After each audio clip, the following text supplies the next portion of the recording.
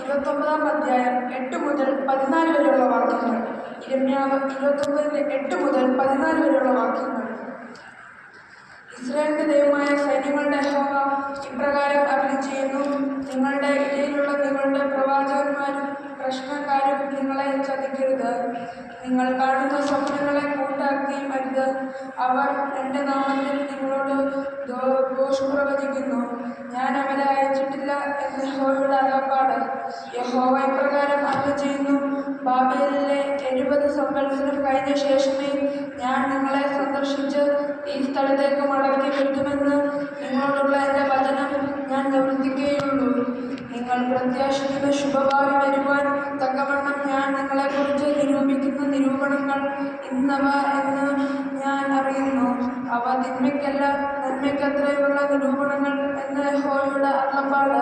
നിങ്ങൾ എന്നോട് അപേക്ഷിച്ചു എൻ്റെ സന്നിധിയിൽ വന്ന് പ്രാർത്ഥിക്കുകയും ഞാൻ നിങ്ങളുടെ പ്രാർത്ഥന കേൾക്കുകയും ചെയ്യും. നിങ്ങൾ എന്നെ അന്വേഷിക്കും. പൂർണ്ണ ഹൃദയത്തോടെ അന്വേഷിക്കുമ്പോൾ നിങ്ങൾ എന്നെ കണ്ടെത്തും. നിങ്ങൾ എന്നെ കണ്ടെത്തുവാൻ